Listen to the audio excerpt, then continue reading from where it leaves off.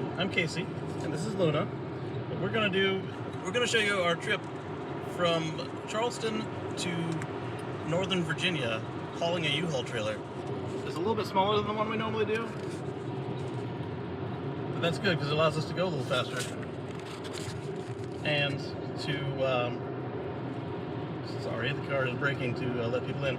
Anyway, it allows us to go a little bit faster than we usually do, and we're able to skip some superchargers, and we don't have to charge for an hour at every stop, which is good. Normally we do the 6x12, but this time we did the 4x8, and it was plenty. So anyway, tune in to see how we did. Good morning. We are on our last run of using the Model X to tow a U-Haul trailer to move from South Carolina to Virginia.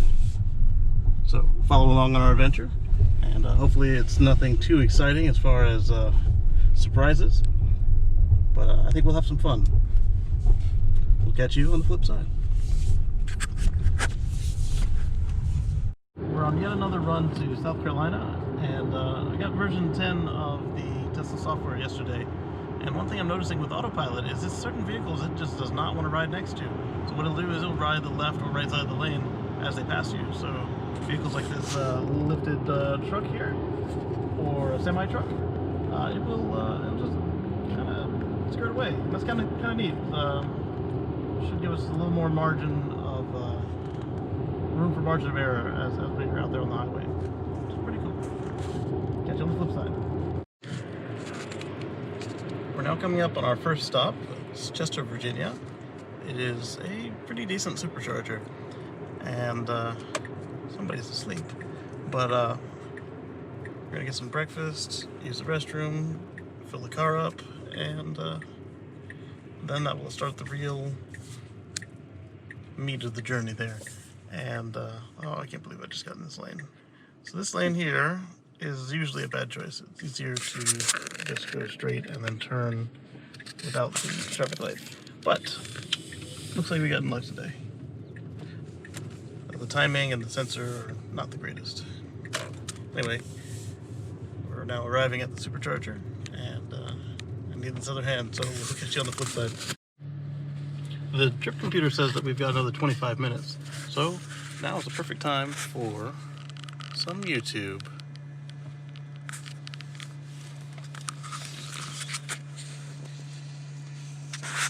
So I see that as long as you don't go full screen, the battery status is now kept on the screen, which is cool.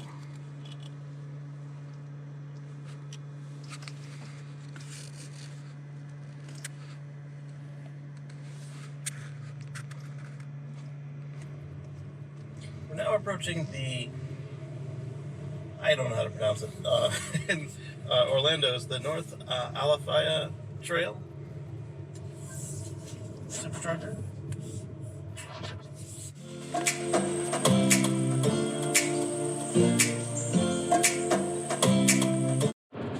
So the screen on the MCU has turned off. I got the red hands, and I took over thinking that the computer was rebooting again like it did this morning. The self-driving computer, not the AP2.5 computer. Up there it goes. So now the whole thing is turned off. We'll see when it comes back. Let me get out of the fast lane here real quick. Turn the signal. Check my mirrors. Alright, so it will not, or maybe it's because that guy's in the way. I can't hear the lights because there's no speaker.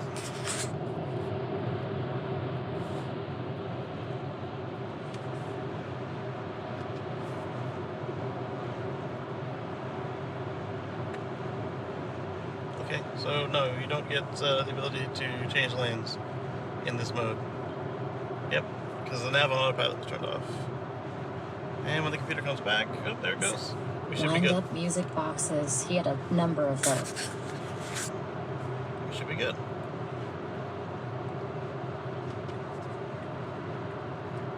There it goes. So we're now coming up on the Rocky Mount supercharger. I did take a B exit instead of an A exit, or whichever, and ended up having to come back around on the highway. So that added a couple minutes to our trip here. But we're gonna go ahead and charge up and continue on. A couple interesting things happened this time.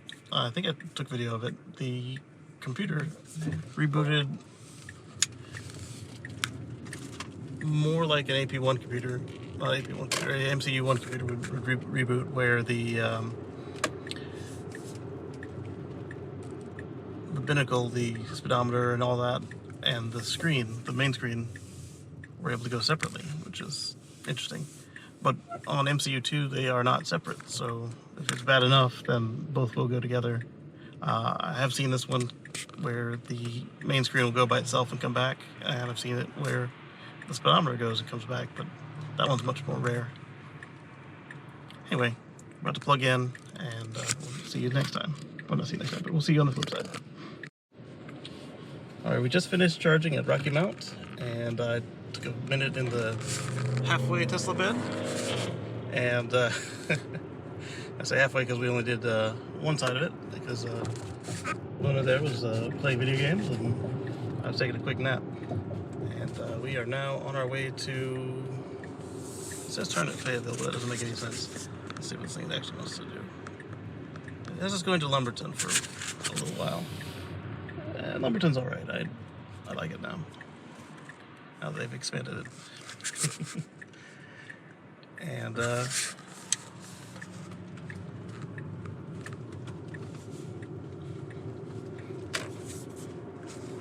nothing too eventful, so they finally trimmed the bushes at the Rocky Mount, at the entrance to the hotel, so you don't have to get off the sidewalk into the parking lot to go into the lobby. But that's about all that happened of interest there. It's not really that interesting, but it is kind of neat. All right, catch y'all soon on the flip side. We made it to Fayetteville. We're actually meeting a friend up for lunch in Columbia, which changed the superchargers that the trip planner wanted to use. So we got another 10 minutes here, and then we'll be on our way to Columbia. Same as it always is. It's not bad. But there were 2 Teslas charging today, and the Model S over there, they decided they were going to have the Cracker Barrel across the street, and that makes all 3 models here. You've got a Model S, a Model 3, and a Model X, all in that order. Mildly amusing to me, because remember the Model 3 was supposed to be make it look like an E, so it was funny. Anyway, we'll catch you in Columbia.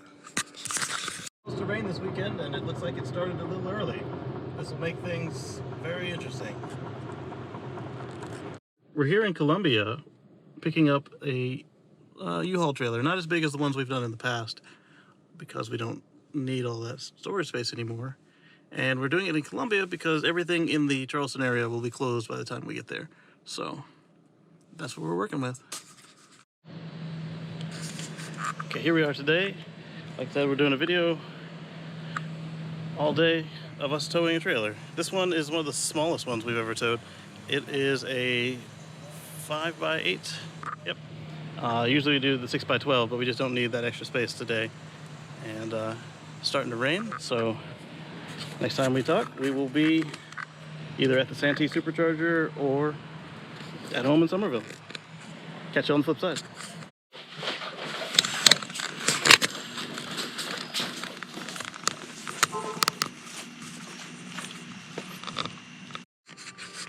So here we go. It's our last run with the Model S and the U-Haul trailer, or Model X and the U-Haul trailer, and we won't be back here for a little while. As usual, you see, not everything fits on a move. Anyway, we're gonna get rolling. Catch y'all on the flip side. Here we are on the road again. The car seems to think that we can make Lumberton with 5% from Somerville with a trailer. It will correct itself of that notion. The question is, can we make it past Santee or not? And I guess we'll see. Catch you soon. We're here at Florence before they open, and let's get some breakfast.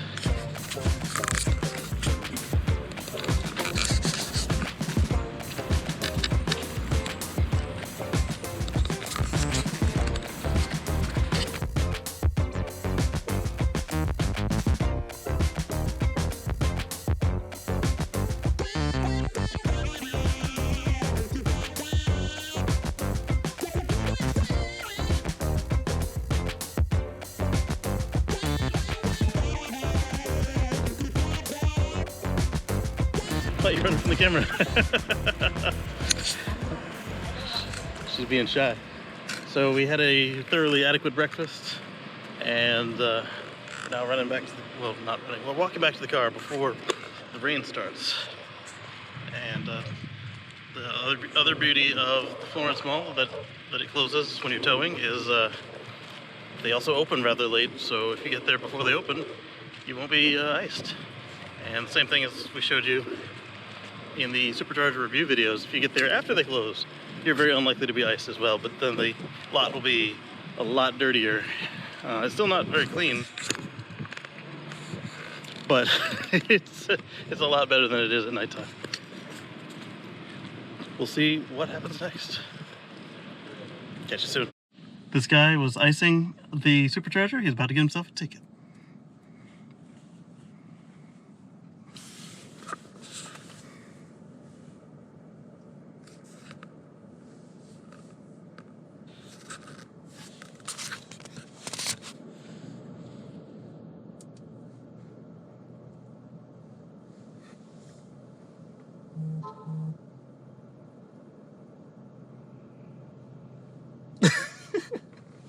You gonna put it on the Facebook? On the group? Under mine? Is it a video or a picture? Oh, okay. And just like that, dude got himself a ticket. So we're arriving at Fayetteville for another Supercharger session, and it looks like this smaller trailer is only pulling just under or just over 500 watt-hours per mile. Right now, since we're regenerating to a stop, it's pulling 491 and dropping, but yeah, it's right about 500, which is pretty cool. So compared to the 600 to 900 for the larger unit, that's actually pretty cool. Green light.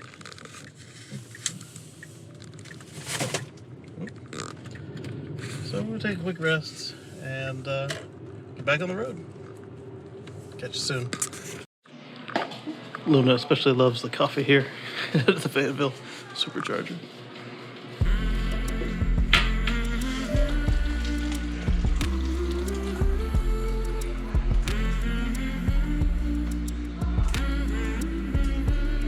Of course, she got decaf. It doesn't know it yet. See, decaf.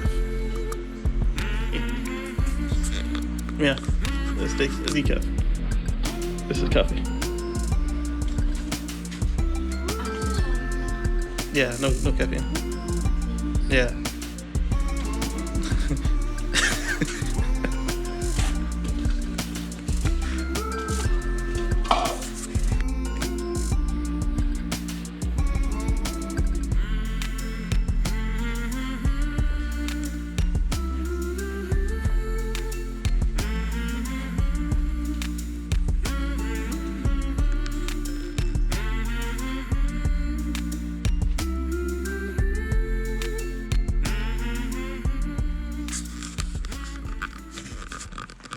This hotel has always reminded me of a funeral home. Look at it. I mean, it's nice, but it's just got that vibe. And we don't have smell-o-vision, but it even smells like a funeral home. It's just something about their design style. I don't know why. Even the layout.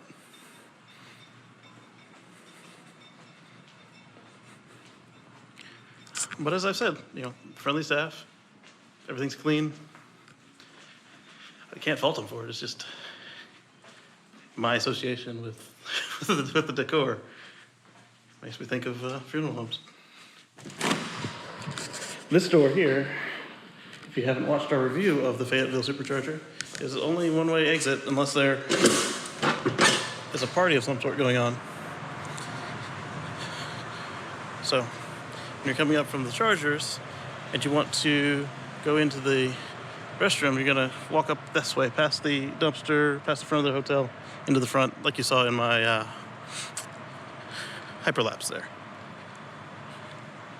But with that, we're gonna rest up, and we will see you at the next stop. Small world. We met up with one of the Tesla Fest participants that we didn't get to attend because we were doing the moving. And take a look at this tire. The back right?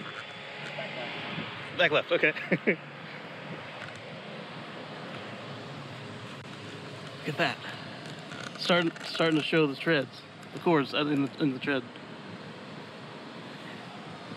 It looks like if you're careful with it and it don't get too much rain, yeah, you'll be able to make it back to Atlanta. But you gotta go easy on it. Yep. Yeah, definitely.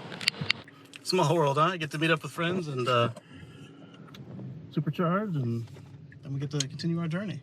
So we will catch you real soon because I kind of need both hands to do these maneuvers. Bye. We've made it to Rocky Mount, and as usual, we're tying the place up. But the car and ourselves are doing a pretty decent job of collecting stations with pull install. The car really doesn't like this metal right here on the oh, this guy's gonna share a charge with us. Come over here, over here.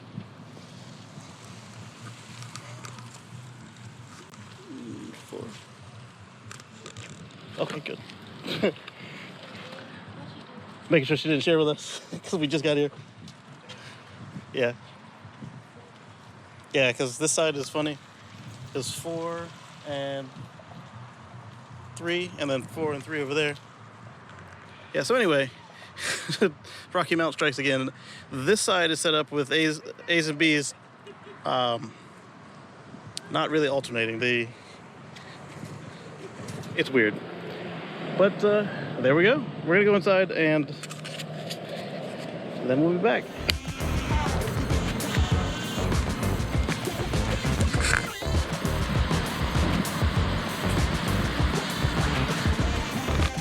They have some delicious cookies. Oh, the rain has started. Walk faster now. All right, let's do a hyperlapse and we'll meet you in the car.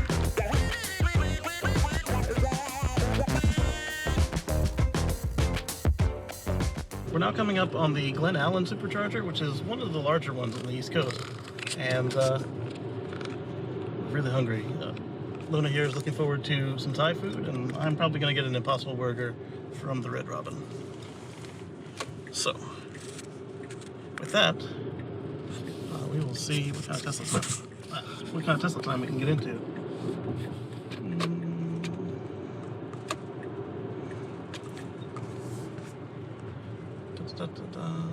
There are currently,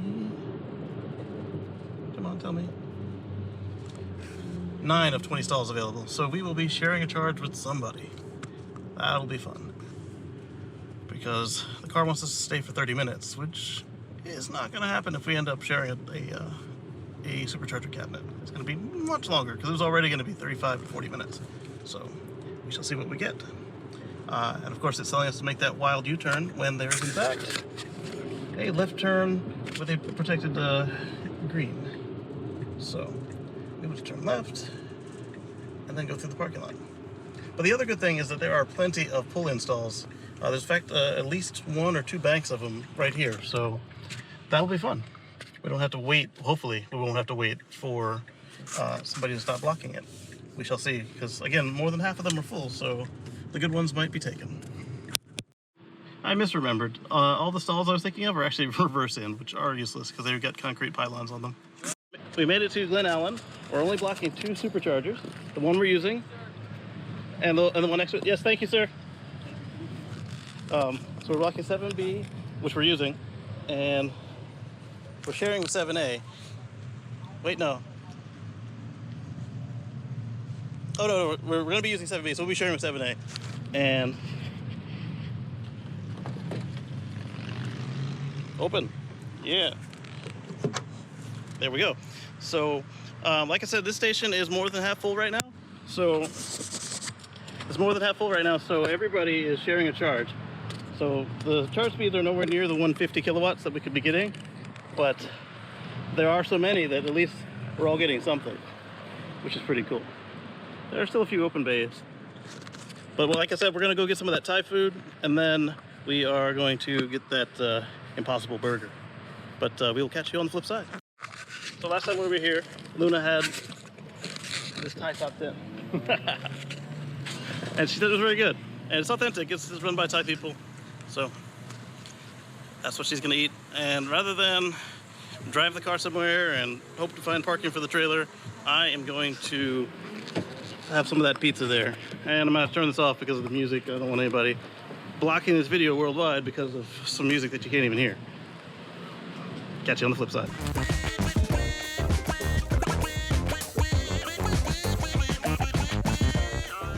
So while Luna waits on her food, I'm gonna go order a small pizza.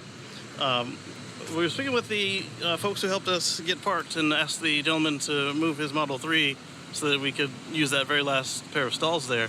And I've yet to meet a Model 3 owner or even a Model S owner, anyone who has to pay for their charging. I've yet to meet anyone who's paid anything over $15 for regular charges. That's just amazing and mind-blowing to me because these are premium sedans. So you're looking at anywhere from a minimum of $30 when we had to fill up the Volt to $60 to $80 depending on what it is you drive and have to fill up with premium. And that is just impressive. And you can go the same distance on what amounts to 2.5 gallons of fuel. It's incredible. Assuming I don't get run over here.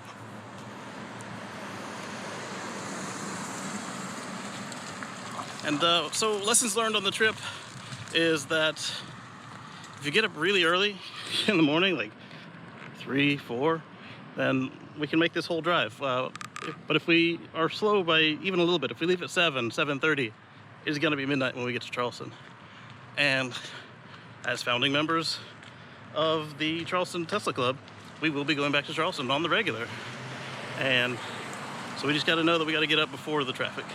And once we do that, oops, I think the door's open now. If we do that, then it'll be a nice, easy drive into any of the weekend events. Let's take a look at this pizzeria.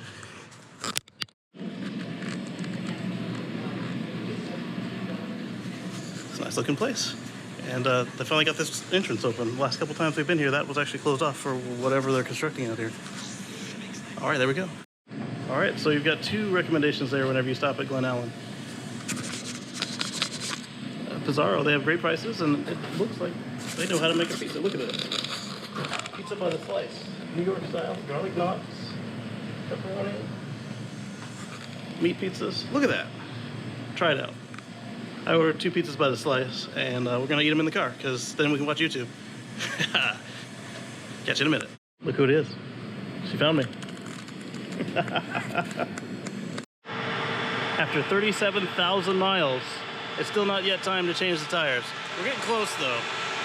And I attribute most of that to my easy style of driving. Actually just to my higher tire pressures. But once I am up to speed, I am actually pretty easy on it. I do corner a little aggressively, but how often do I take a corner, right? So I attribute most of that to my easy style of driving. And but I do accelerate like the Dickens. So, it has kept us. High usage supercharger station. Charging limit at 80%. Adjust if needed. You know we do, because that girl ain't light. But it is much lighter than the 10x12. But with that, let's eat some pizza and Thai food, and we'll catch you on the flip side. Okay, we finished charging at Glen Allen, and now the car says we can make it home. I don't really believe it. So we'll probably stop in Fredericksburg, depending on what the actual situation looks like. Turning on the review camera. So here we go. Okay, here we are towing with version 10. You can see on the dash, you get the dashed lines where it sees dashed lines. You can do your cruise control and your traffic aware cruise control That's all you get. Regular autopilot is still not available. Just like it was on version 8 and 9. Sorry, I'm changing lanes. That's what you get. So this is going to be a long trip. At Santee, they have one pull-in spot. It's an urban supercharger that is occupied by a Florida man. There are plenty of open spots. So this trip is going to take way longer than we anticipated. Yay! Okay, so we found the owner of the Blue Model S. He is eating lunch. The manager says he'll be out in 10 to 15 minutes, which is better than indeterminate. And Luna had something to say here. Oh, she changed her mind. She says this is exactly why we have the nose installs. Like I said, if you have a bicycle attachment, like a bike rack, or if you have a trailer, that's what the nose in is for. It's not just so you don't have to have a little bit of effort to back the car up with the camera. Besides, if you back up, except for that guy, you know, you'll be able to see precisely where the car is because the camera tells you, you know, you got the lines and everything, and you can see where everything is. And that way you're more considerate to what she calls all the friends on the road. Or I might call the Tesla compatriots. I don't know. But we will continue this journey, and I think I'll remember to actually close out this time without having to do it the next day. Unless the next day is when we reach home, which is looking like more and more now. Yay. Dude and his wife said that they were eating lunch and they wouldn't have moved if they were still eating lunch. And that's the only reason they left is because they were leaving. I mean, whatever. I would have moved if a spot came open for me, for somebody else. I mean, it's insane. Okay, we're all charged up to 95%. We're on our way to the next stop. I didn't look and see what it was before I left. At one point it wanted Lumberton, but it didn't want us to make it to such a high state of charge. But at the same time, it's going to be wrong at the estimate that it thought we would arrive at. I think we're going to do 60 miles an hour the whole way, just because 65 and 70 are anywhere between 800 to 1,000 kilowatt hours per mile. Sorry, watt hours per mile, or 1 kilowatt hour per mile. And that's expensive. So here we go. But at 60, it's around 600 watt hours per mile. At 55, it's 500 or 400. But at 55, reliability. We don't need that today. Okay, so we skipped telling you guys about Lumberton at the time because we were busy with Tesla time. We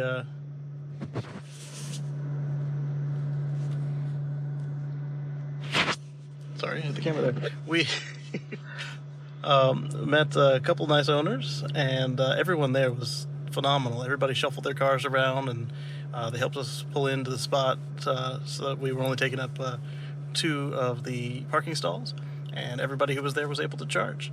And then we met a nice owner of several Teslas over time, and currently a handful as well. And he has some pretty cool stuff we talked about, like tires and stuff. And then we met some new owners that are temporarily moving to Charleston for a couple months, and it was a blast. Just good old fashioned Tesla time, like we used to have before there got to be so many new cars, and it was refreshing. I don't know. It still kind of happens for us up in DC. I don't know how it is out on the West Coast, but I imagine when you're sitting there for about 15 minutes to an hour, depending on how much you need, that it still happens. And that's one of my favorite features of the Tesla is the Tesla time with the other owners. Right now we are at Rocky Mount. This one also had somebody parked nose in, and we just waited for about 10 minutes and had a conversation with an owner from Richmond that we'd been trailing all day, and so she's on her way home, and we're here charging. We're probably already done. The car said we needed 15 minutes, but when you're towing the trailer, so far it hasn't given me any reason to trust its estimates. It usually drops by a minimum of 5%, at 60 miles an hour with the load that we've got. And anyway, I'm gonna check on this, and then the next stop will be Chester, Virginia. So catch you on the flip side. We've just arrived at Chester Supercharger. It's just 4% battery life. Yes, 4%. And we are taking up way too many stalls because this free air pump here gets a lot of traffic, so I don't want to block that just as much as I don't want to block too many superchargers either. You know, be a good ambassador for the brand and the lifestyle, you know, EV living. But with that, it's time to charge because we want to get home reasonably at a reasonable hour. Because right now it's 23:53.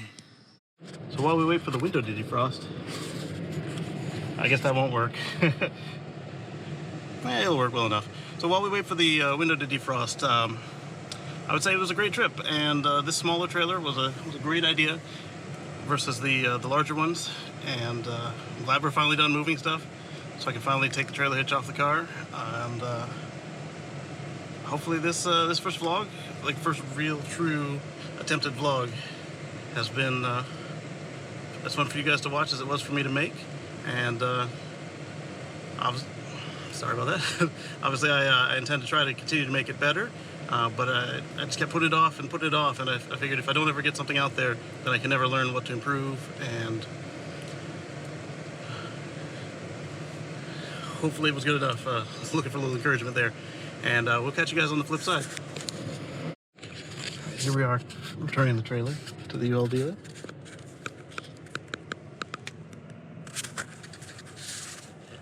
Usually what happens here is they scan it and I drop it off and I go to work.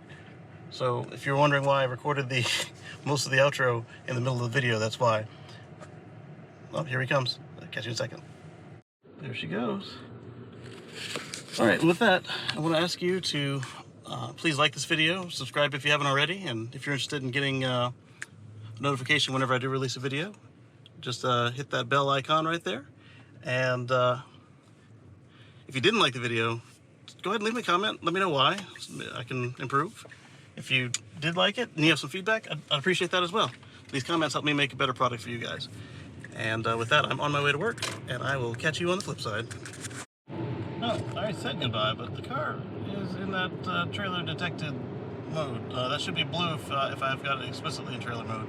Turned off trailer mode, and the adapter is no longer connected, and I don't have extra weight in the car, so I'm curious why it thinks that it might still have a trailer attached. What I'm hoping is that I put it in park, go to work, come back out, and it is out of this funk. If not, then I'll have to get back to the manual and figure it out. If it is still in that mode, I'll be giving you a further update. If it's not, then that's still the end of the video. Catch you soon.